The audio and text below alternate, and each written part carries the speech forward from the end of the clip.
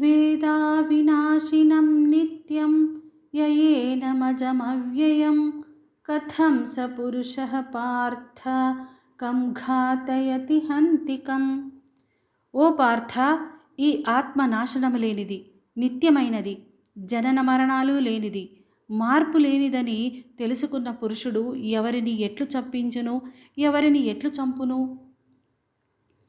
వాసాంసి జీర్ణాని యథా విహాయ నవాని గృహ్ణాతి నరోపరాణి తథా శరీరాణి విహాయ జీర్ణాని అన్యాని సంయాతి నవాని దేహి. మానవుడు చిరిగిన వస్త్రాన్ని వదిలి నూతన వస్త్రాన్ని ధరించినట్లు జీవాత్మ పాత శరీరాన్ని విడిచి నూతన శరీరాన్ని పొందును.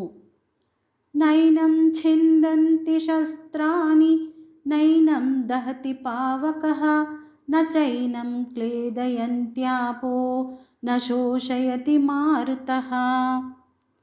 ఈ ఆత్మను శస్త్రాలు ఖండించలేవు, అగ్ని కాల్చలేదు, నీళ్లు తడపలేవు, వాయువు ఆరిపోయేటట్లు చేయలేదు.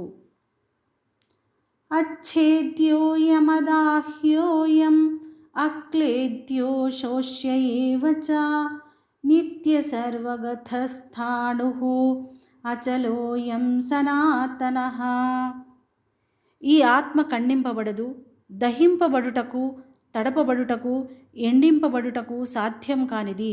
ఆత్మ నిత్యమైనది, అంతటా వ్యాపించి ఉండేది, స్థిరమైనది, చలనం లేనిది, శాశ్వతమైనది. అవ్యక్తోయమచింత్యోయం అవికార్యోయముచ్యతే తస్మాదేవం విదిత్వైనం నానుశోచితుమర్హసి. ఈ ఆత్మ ఇంద్రియాలకు కనిపించేది కాదు, మనస్సుకు అందనిది, వికారాలు లేనిది. ఈ విధంగా ఆత్మను అర్థం చేసుకుంటే అర్జున, నీవు దుఃఖించే అవసరం ఉండదు.